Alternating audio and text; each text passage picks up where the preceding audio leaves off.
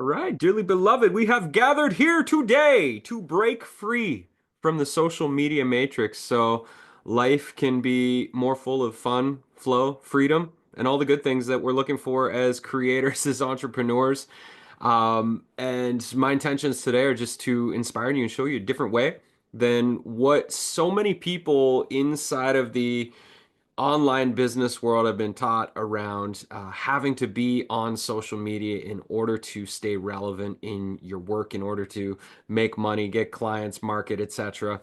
Um, 8 years social media free through Majik Media, the work I do here.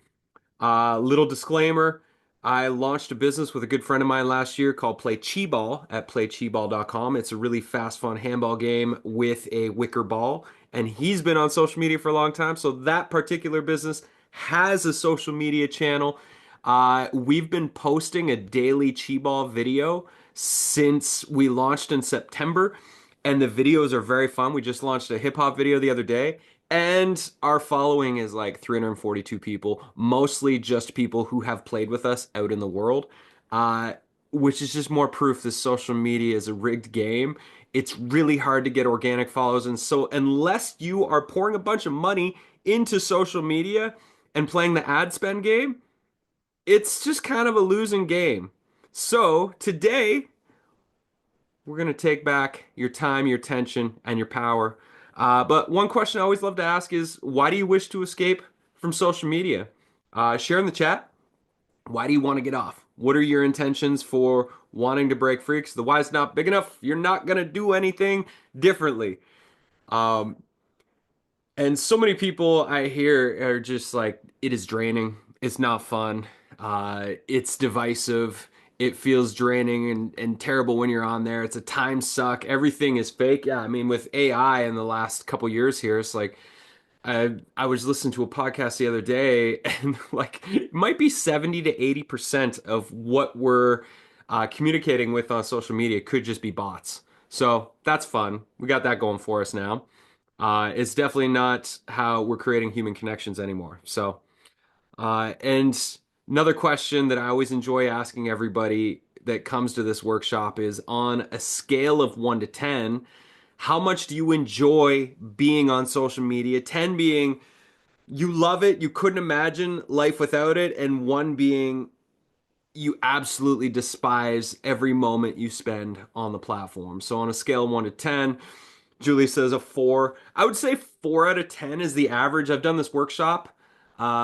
This is, I think, my 40th workshop of thriving in business without social media in the last couple of years. We've had over 6,000 people here live, and 4 out of 10 seems to be the average. There's a lot of people that just want to get off.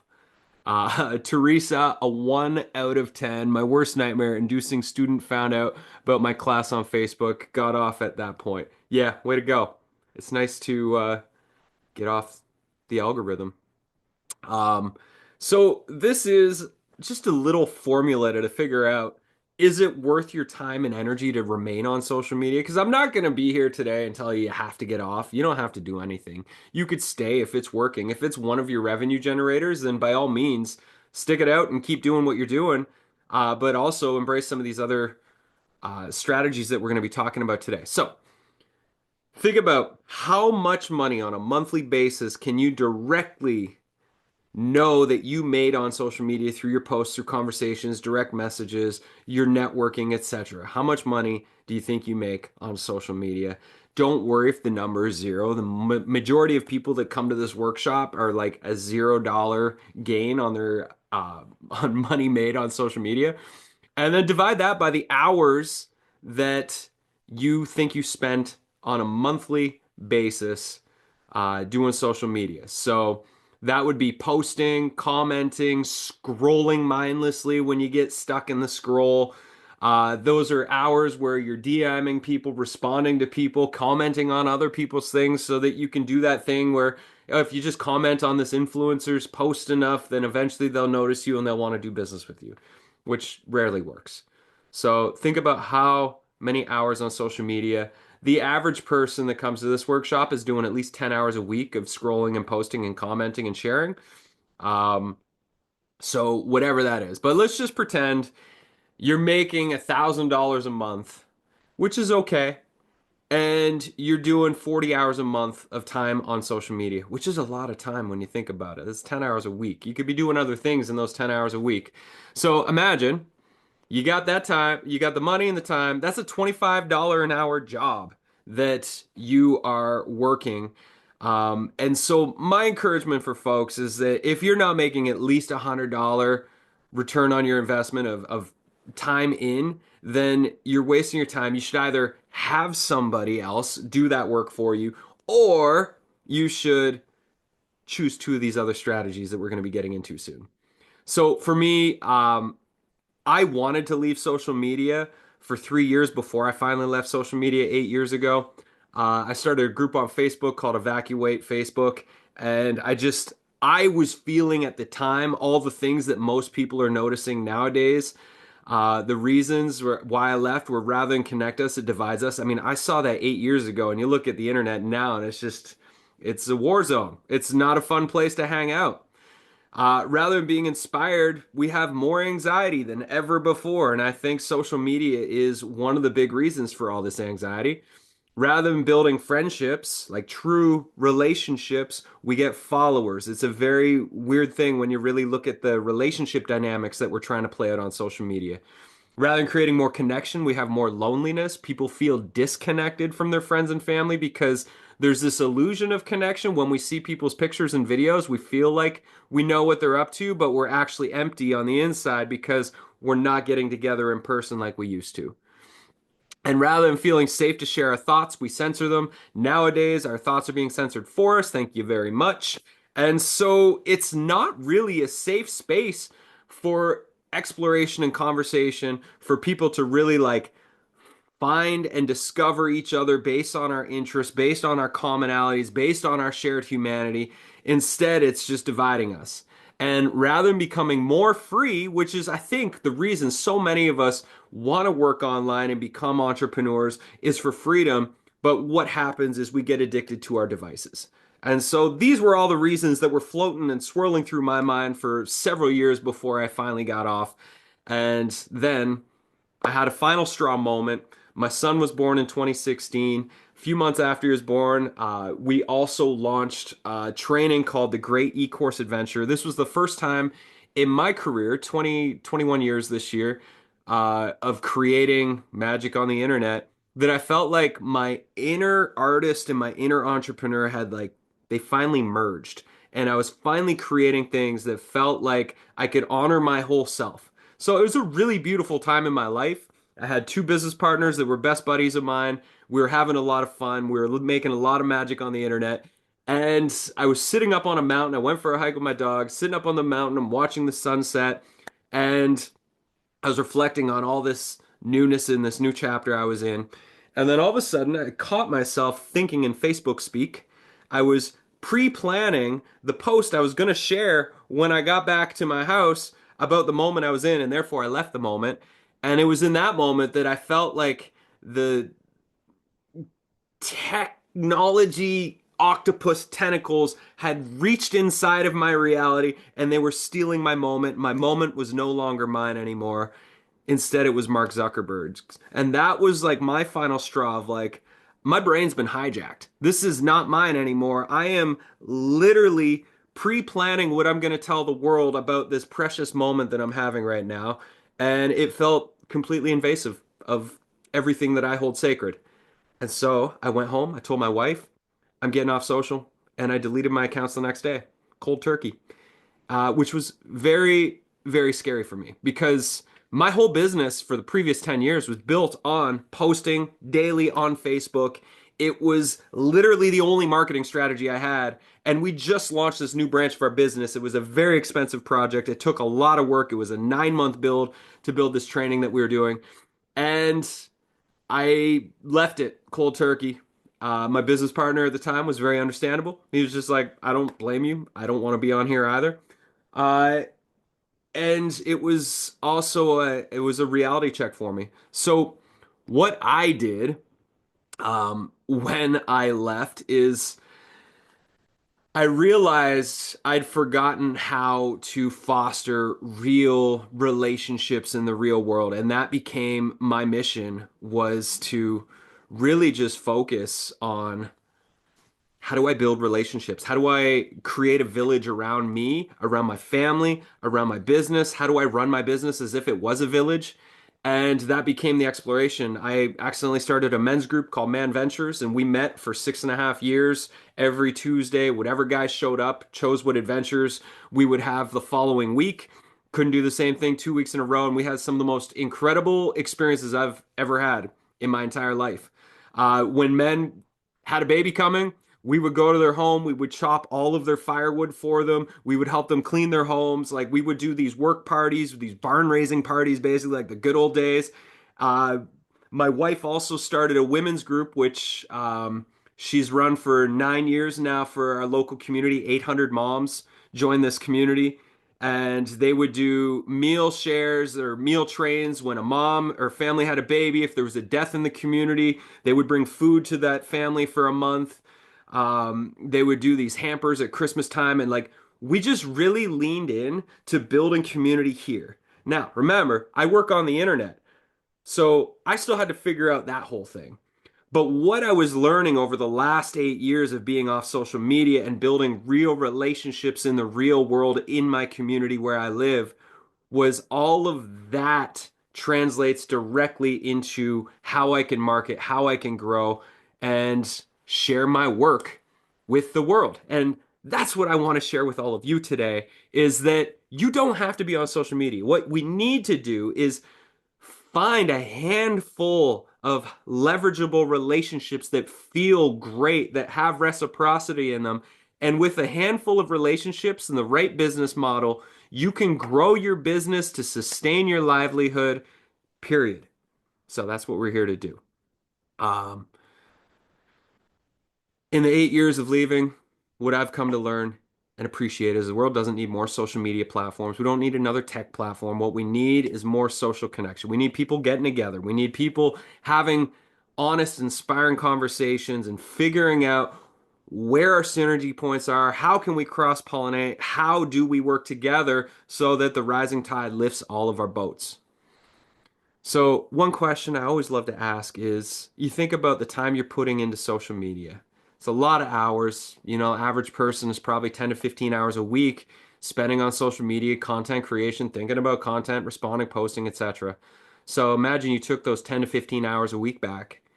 What would you do with the extra time? Where would your energy go? Because I know for me, it was shocking how much time and space I had when I left. So write that down for yourself. What are you going to do? Okay, I'm sure everybody who's going to watch this video has things that you wished you had more time for. And I can tell you, I can guarantee you, you do have the time. You're just not prioritizing it. And so if you were to prioritize the time and do the things you want to do, life gets a whole lot better. For me, 8 years later, I play professional golf as my hobby. I have so much more time for my family. My business has grown year after year. I launched Play Chi Ball. We launched a kids audio entertainment company, an app called Magic Kids that I'm business partners with my son who's 8. We've co-written 21 stories together, and he is a voice actor in the audios. We co-wrote 31 comedy ads. He was a part of our writing team, our comedy acting team. Like, it's just become the space that I created in my life was filled with all the things I wished I could do someday. So instead of waiting until I was a millionaire to do all these things that I wanted to do, I'm living it now because life is more simple and I'm doing the things that matter most to me based on my compass and my values. So, how do you grow your business without social media? How do you succeed? What do you do? Every New Year's, I choose a word as a mantra of something that I want to develop within myself. And for the first 2 years after leaving social, my word was relationships. How do we lean into relationships?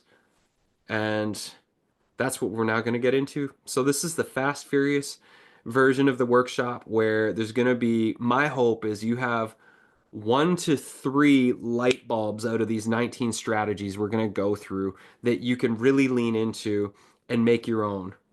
So, number one, this is probably the most obvious and the most important, is you have to have an email list. So, whether you're growing a Substack readership, which we're launching a Substack course later this month, or you are doing your newsletter, your email list is the holy grounds of how you serve and support your people. If you're only emailing your list once a month or something like that, you're really missing the boat. Your email list is that is where you want to be sharing your wisdom as often as possible. You think the average person that's really leaning into social media, they're probably posting anywhere between once a day, several times a week, sometimes like three. I remember for me, I was posting 3 times a day. That was a lot of content. I had to come up with a lot of clever things to say to fill up 3 times a day of posting. It was a pretty full job. You know, I was working 12 hours plus a day because so much time was going into the social media stuff. And so now it's usually 6 hour days for my workday.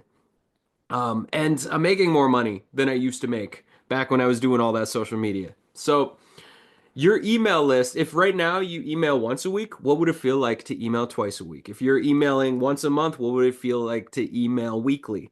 Think about that, because the more we are in the awareness of the people who are receiving our email, the more when they have the problem that we are specialized to solve, you are going to be the first person they think of.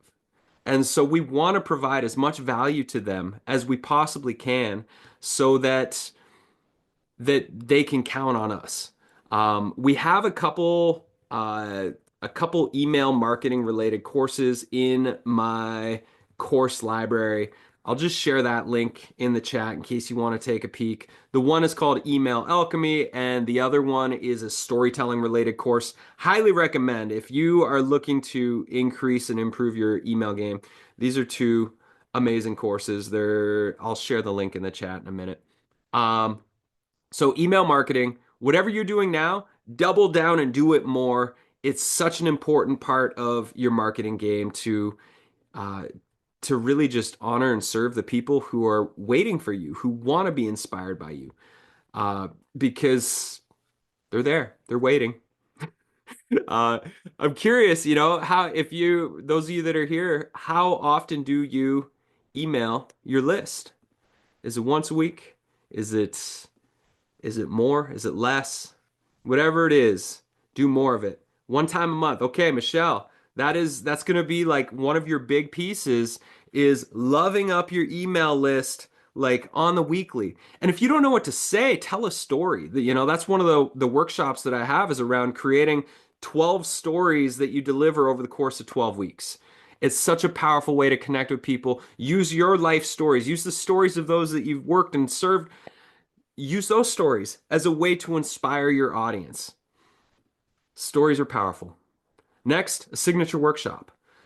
Create and tour a signature workshop. If you are a teacher, a coach, if you've developed a body of work, if you have a core philosophy that makes you unique compared to other people in the world that you work within, everybody needs a signature workshop. I accidentally stumbled into this. Right now, you're in my signature workshop. 2 years ago, I was asked by my buddy Tad Hargrave, that many of you probably know from Marketing for Hippies, and he wanted me to come teach a workshop on how do you build a business without social media. So that was the first version of this. I've done this 40 times now, and we had 1,100 people sign up for that workshop. It blew my mind. I'd never done anything that 1,100 people signed up on my email list as a result of offering something, and I paid $0 on ads. And I was like, oh, this is cool. I'm going to take this on tour and deliver it on as many stages as I possibly can. So your signature workshop, what to include in it's a free 60-minute workshop that you offer on other people's virtual stages or in person as a way to grow your email list without spending any money. It's all based on collaborations and relationships. So your signature workshop, the first 15 minutes of the workshop roughly includes your story. So what is your backstory in relationship to the topic that you're teaching? What is your philosophy? So what do you know to be true? What is your body of work based on and built on? which is like your unique point of view portion. Next, the experience. So you want to give people their first breakthrough with you. You want to facilitate something, guide them through an experience that helps them take their first step up the metaphorical mountain with you so they can decide if they want to go all the way to the top. And then at the end, you call them to adventure. You know, what are the ways that they can work with you if they do want to go to the top of the mountain? So this is instead of a sales funnel, we created a mountain because sales funnels kind of sounds like flushing people down a toilet, and that doesn't feel very delightful for the people that you're trying to serve. And so we created this mountain here. So you have ways that you're generating traffic. That could be podcasting, that could be YouTube videos, that might be your social media strategy right now, or social media unstrategy. The base camp of your mountain, really, for me, is where people really get a first taste of what it's like to experience me and my work and my philosophy is my signature workshop. And then from there, the call to adventure is like you could do one-to-one coaching. You could join my Magic Mind coaching community. You could sign up for one of my programs in my course library. There's ways that you can do. And so you have to think about like, what is the ultimate transformation that you guide people to at the top of the mountain? If they were to work with you for a year or 3 years or whatever the timeline is for them to go through your coaching processes or your online programs or your in-person programs or teacher trainings, whatever it might be, what is that transformation? And your signature workshop is like the first few steps on that journey up the mountain that really gives them an opportunity to feel if there's resonance. Are you the one that they were waiting for or not? And if they're not, that's okay. They're on your email list. They might stay in touch and maybe they'll join in 2 years from now. So everybody needs a signature workshop, in my opinion, if you're a coach, a teacher, etc. So I just want to share with any of you that might be interested in this. We have a training. It starts this September. This is the third year we're running it. Last year we had 110 people launch their signature workshops over the course of a 90-day period.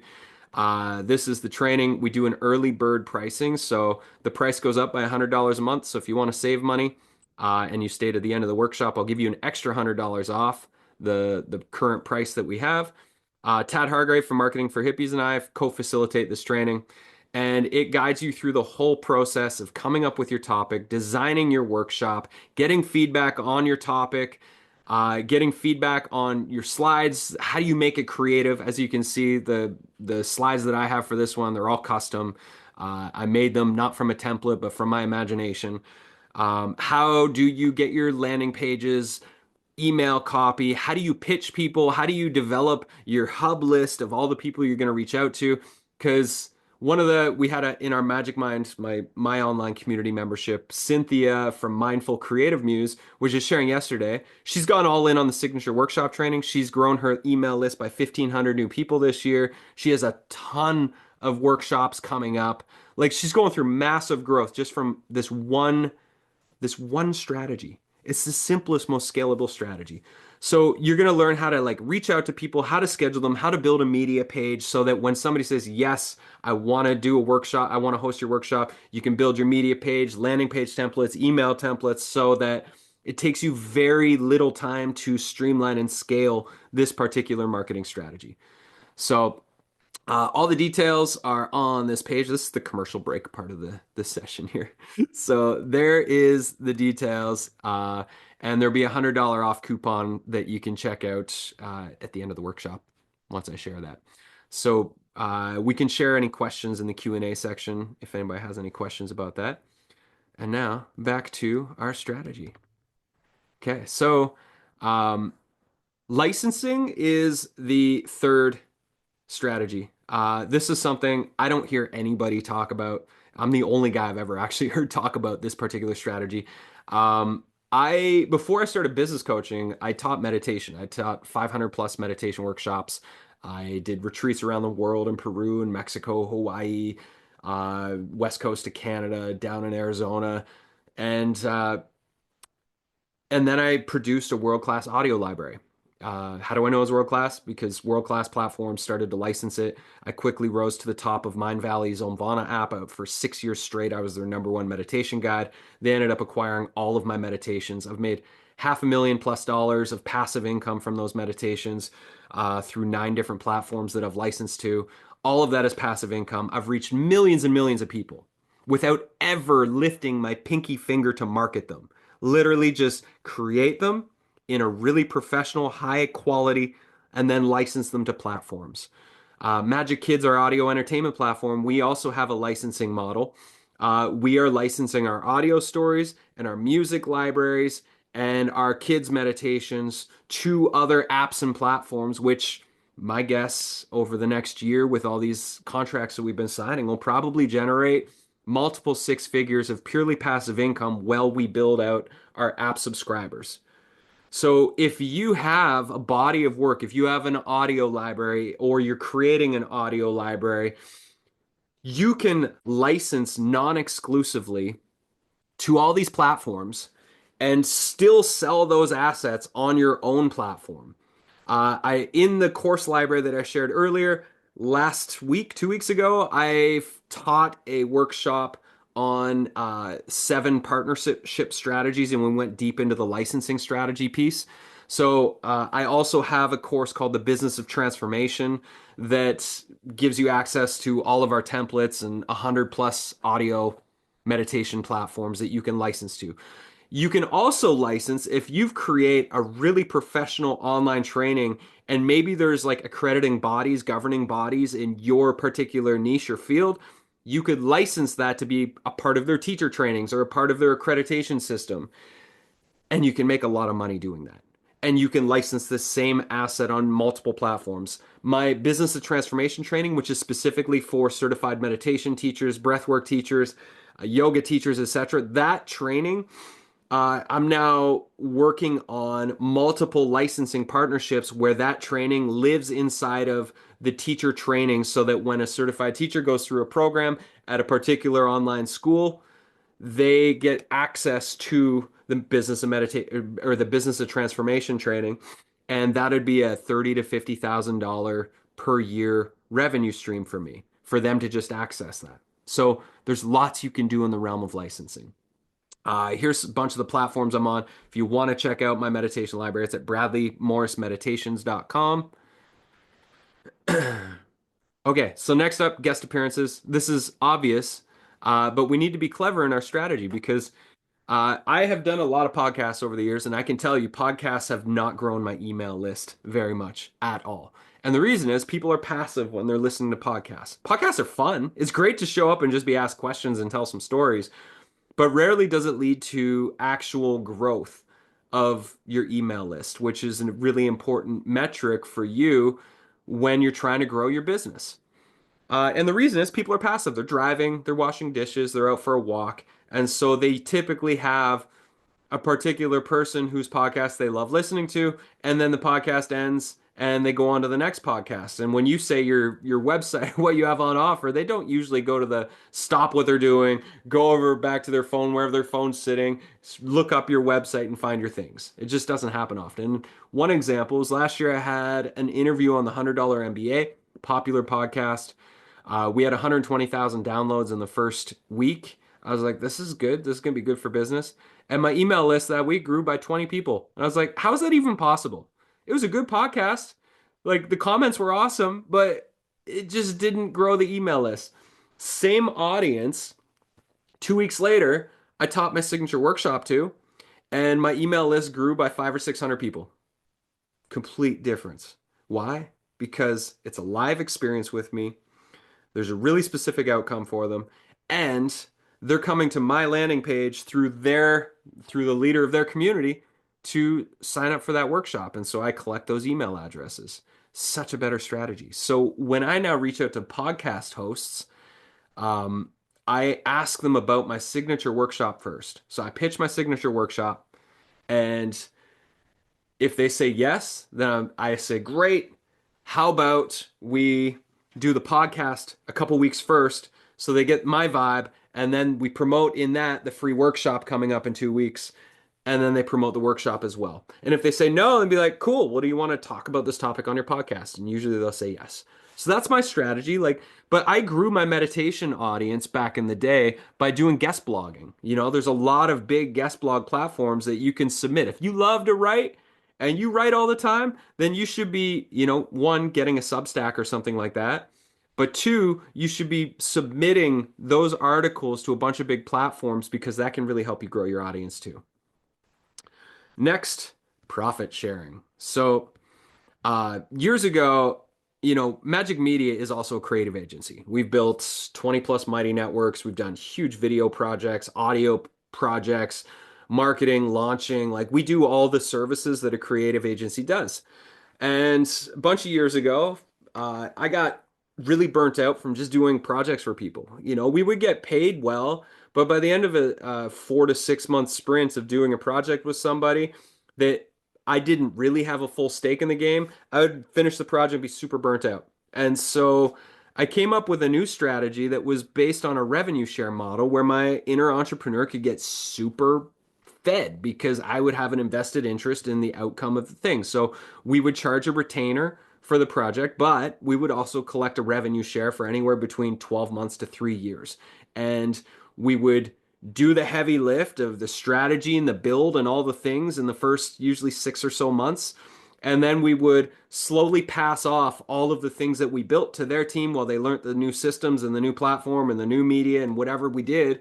And then we would move into more of a consulting coach role and we would collect revenue on those. And the first partnership project we ever did, she had a loyal email list, maybe like 3,000 people on her email list and about 9,000 people on her YouTube channel, but the people that followed her loved her. And she was our first experiment with this model and we made about $500,000 on her launch. And we collected 20% of that. And it kind of blew my mind. And that's been one of the ways that we've worked with people over the years so that we don't have to charge nearly as much off the top, that we charge a smaller retainer to cover our base. And then we collect a revenue share on what we create together. Um, and so if you're a service provider, that's something that you could potentially look into. Magic Kids is also a revenue share. So we're the first ever fair pay publishing company. So we pay our artists up to 50% of the revenue for audio stories, music, and meditations based on the revenue we generate and the engagements with the content that our artists contribute to inside the Magic Kids app and with our book sales.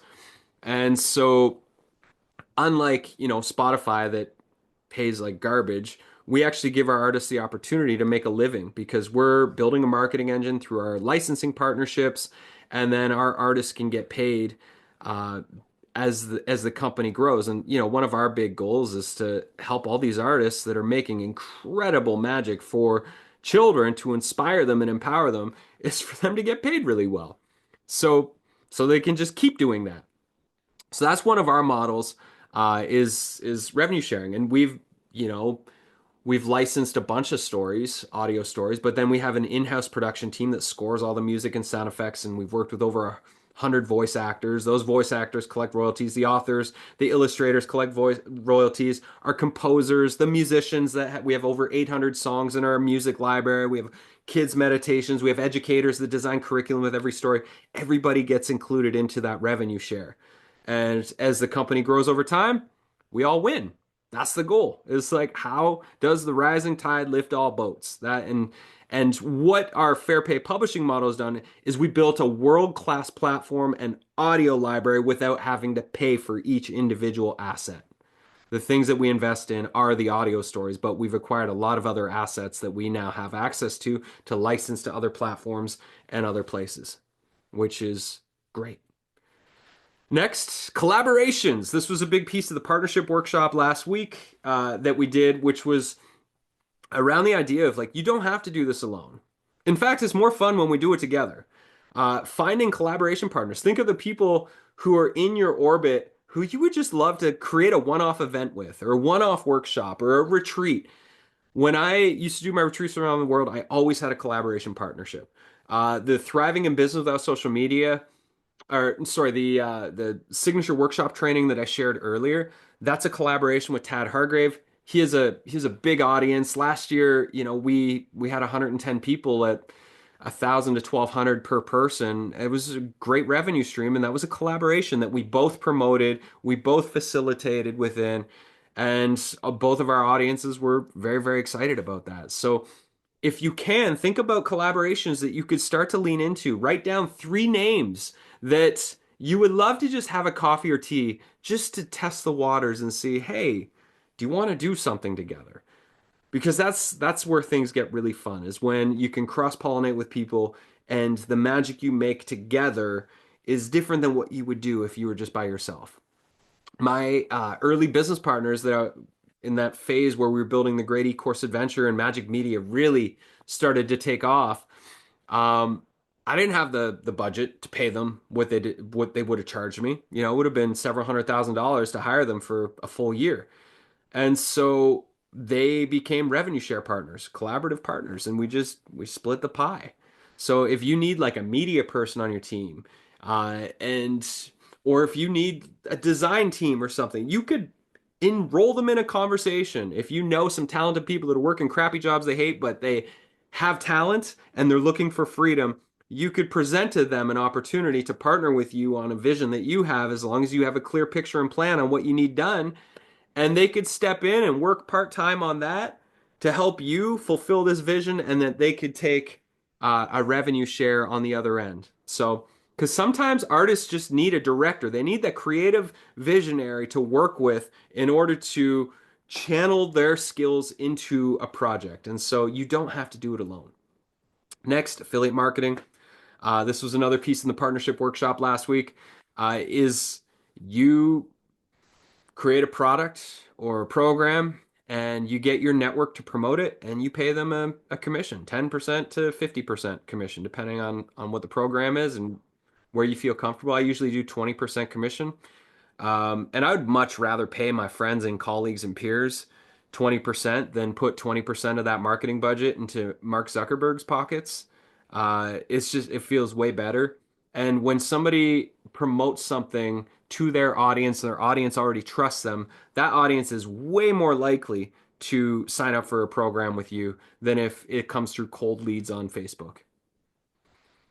Oh, one last thing. If you're doing affiliate marketing, you just have to be really organized. You need a media page where people can get their swipe copy, they can get their social media copy, they can get their affiliate links. It just all has to be in one spot, because if they have to go searching for things or asking you for things, you've lost them and you're not going to get that promotional partner to work with you again. Next is sponsorships. You know, if you're doing a local event, you could find sponsorships to companies to sponsor you. Magic Kids has explored some sponsorship opportunities as well.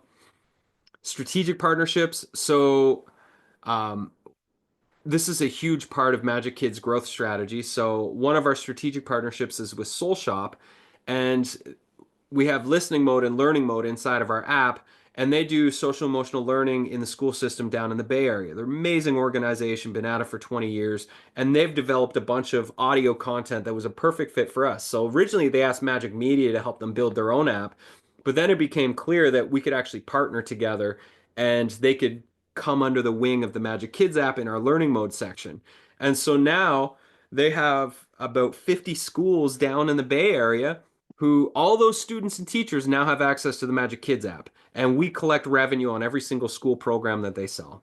So it's a beautiful win-win. They didn't have to go spend a whole bunch of money building their app, and we win because we get their content, we generate revenue on all the schools that they're in, and the kids and the families win because they get access to the app. We have the same types of partnership strategies happening with a bunch of other hubs. This is an amazing strategy for your coach. I did this for a year and a half, and it led to a bunch of coaching clients. In fact, you're going to get a link at the end of this workshop if you stick around for free coaching Fridays. I would do 15-minute breakthrough coaching sessions where we would focus on one really specific thing. And this kind of models how I work in our Magic Mind community space of getting people through the hot seat when we do our twice a week, 2-hour coaching sessions. And it's a great way for people on your email list that are curious about you to come experience their first breakthrough. And it's great for you to meet the people on your email list to actually find out who's there, actually opening your emails and reading them, and how you can better serve them. So I highly recommend, if you don't have a full coaching practice, that you put this offer out and watch who shows up.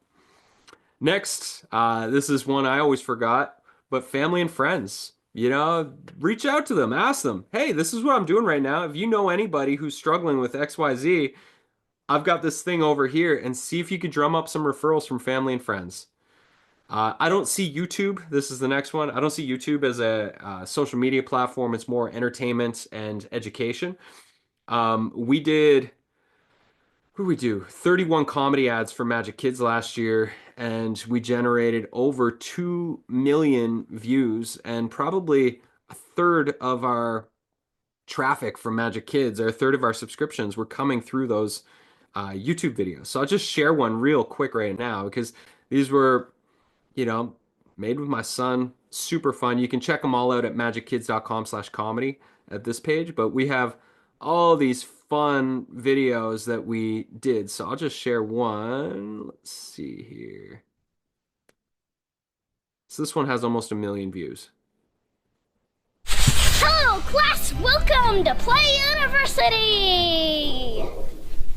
Today we're gonna unlock the power of play! I'd rather unlock the power of a good nap. First, we're gonna pretend we're in a castle surrounded by dragons! I see we need an easier game. We're now gonna play a game called This Is Not a Banana! Watch and learn. Love raise! Zing, zing, zing! Your turn, Mom! This is a banana. Dad? It's a boomerang! That was kind of fun. This is a challenging case. We're gonna have to bring out the big guns. Magic Kids, audio stories, music, and imagination meditations. And fun activities too! So that is that. Super quick, simple. We did 31 of those. They're all very, very fun. It was a blast to write and produce, and they've had a big impact on the business. So YouTube Shorts. Shorts are under 60-second videos. You would shoot them with your camera like this, vertically, not horizontally. And that's a lot of our strategy with Play Chi Ball online on YouTube. YouTube's starting to give Play Chi Ball a lot of love. Our last bunch of videos, we're getting anywhere from 1,000 to 20,000 views per video. We do those daily, and we're starting to get some momentum there. But it's a hard game. The content game is a hard game to play. And for me, the first video I ever posted on YouTube back in 2007 went viral. That led to 2 years worth of speaking tours for me, and a podcast, and a book deal, and all sorts of stuff. That was obviously a fluke, but it made me fall in love with the craft of making entertaining, inspirational content. So that's something I do regardless. It's something I would do whether it pays and makes money or not. And so we do that. And I love creating Chi Ball content. So if you love the art of creating media, whether it's audio or video, I highly encourage you to just do that as often as possible. Next, comedy is an amazing marketing strategy. Workshop tour. So back when I was doing my meditations, I would pick cities. Edmonton, Alberta was one I went to every year, and I would find 5 studios, so yoga studios, that would host my 90-minute intro workshop, which was similar to a signature workshop, except I charged money for it. And studios would charge anywhere from $20 to $30. They would promote it. I would just show up and teach. And then I would sell my meditation library at the back of the room afterwards. And usually about 60% of the room would buy that. So I'd make money on the tickets. I would collect 70% usually of the tickets. I would sell my meditation library for, it was regular $100 at the time, and I'd sell it at a discount of $60 they bought that night. I'd sell a whole bunch of those, and then I would sell a day-long workshop at the end of the week. And usually, if I had 150 people come through my workshops over the course of 5 sessions, I would get roughly 20 people come to my day-long workshop at the end of the week. And I would charge a bunch more money for that. So I would come home, my pockets would be full. So if you like the idea of touring, I would just look 3 to 6 months out and pitch a whole bunch of places that would host the types of events that you want to go host, get them to partner on promotion to their audience. You show up, you deliver, they help sell the tickets, and you create a beautiful partnership and you fill your pockets and then deliver something bigger at the end of the week or sell your online program or whatever it is that you're doing. Touring is really, really fun if you like to travel. Press releases is another great marketing strategy that so many people miss the boat on. We sent out some press releases just before Christmas last year for Play Chi Ball, the launch of the game, and we had one media source pick it up. And overnight, after this press release went live, we had 35 sales of Chi Balls go through for making a simple press release. And this is the press release that we shared. So pretty darn simple. It's beautiful. You know, you could do this on Canva or any other platform that you use. So that's page one, page two, and three are right here. We're just updating this right now to better reflect where we are now with the business. But, you know, this didn't take too long to make. And a press release, you know, if you're doing a local event, if you feel like what you're doing is the media locally to where you are would pick it up, then it's well worth the energy to send out some press kits to people because you'll get picked up. We did a festival earlier this year. We got picked up by several media sources. They promoted the festival and we packed the house. It was amazing. And that's free exposure. You don't have to pay for the media when they want to feature you. It's all extra gravy. So that's wonderful.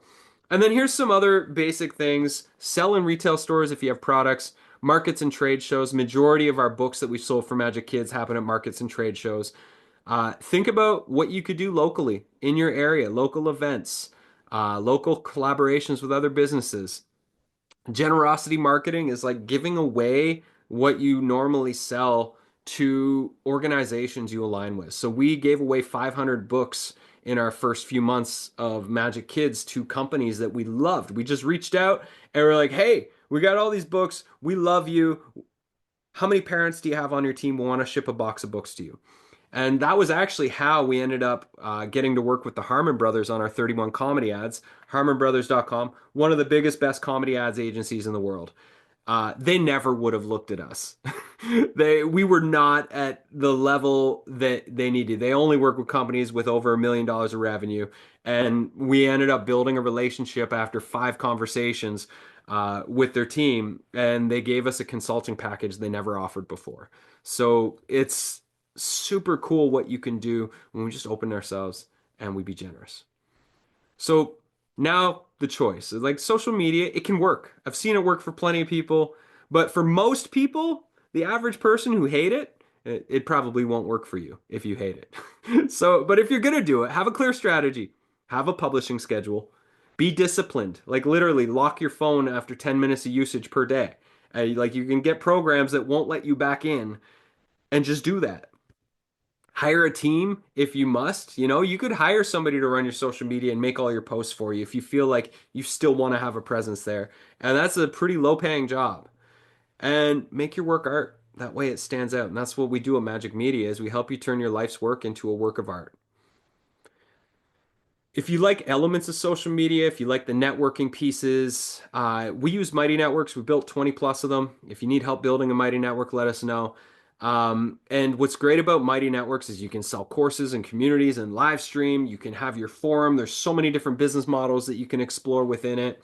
And it gives you the feeling of having your own network. So that is a platform I would recommend. And to finish off today, I'm just going to encourage you to give yourself a gift and reevaluate your marketing strategy. What is working and what is definitely not working, and skim the pieces that are definitely not working. If you're putting hours in on social media and you're getting a $0 return, that is a strategy that needs changing immediately. Decide if social works for you in your business and lifestyle. And I would encourage you to spend a day making a new plan. If you want to book me for coaching, we could spend a half a day together and give you a brand new strategy that you can run forward with for the next 6 months. Leave social media if you must. And I would just say, you know, the times that we're living in are quite strange. It's unprecedented. We've never been through the bottleneck that we're going through right now. We don't know what's on the other side, and so it's just important that we all protect our consciousness. We need to make sure that what we're allowing in is something that aligns with who we want to be, the world we want to create. And so much of what's on social media is garbage. I'm going to give you the PDF version of this workshop in a moment so that you can review all the strategies and check off the ones that you're going to run forward with. And if you want to join my coaching community, it is the Majik Mind. You can access, there's two different levels. Level one is you access all my trainings that I have, and that's just $249 a month. This coupon code here, I'll post in the chat, gives you $100 off the monthly fee. And then the $497 a month includes one-to-one quarterly coaching sessions with me. Plus, we go live twice a week for 2 hours, and I do as many hot seats as I possibly can. It's intimate. It's not one of those communities where there's hundreds of people in there. There's like a solid crew of 20 or 30 people that you get to know who get to know you, and we all build our businesses together and we have more fun as a result of that. And if you're more of the private coaching kind of person, you can find that information on my website as well. While I get those links ready, just want you to take 2 minutes right now and decide on two strategies that were your biggest light bulbs today. And I would encourage you, choose two strategies and give them 2 months of your full energy and focus. Literally just wean yourself off social media if it's not working and do two different strategies. I'm going to grab those links, and then I'd love to hear if you have any questions or what really felt like the most resonant piece of this workshop for you today.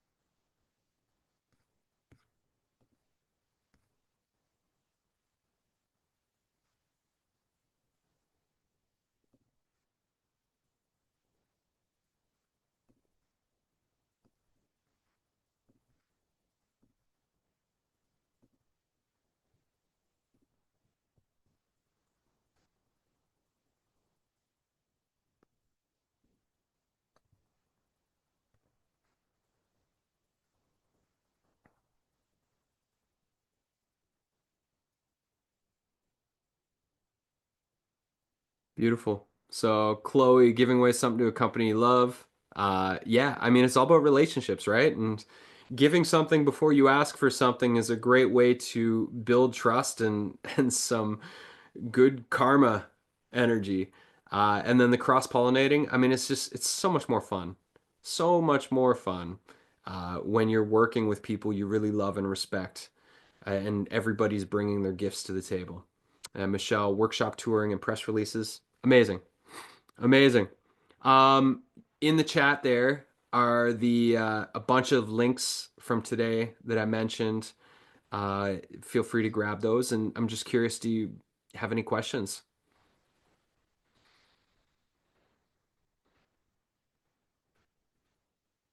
If there's any questions. And inside the chat there are the link to one of those 15-minute coaching sessions, I believe, should be in there.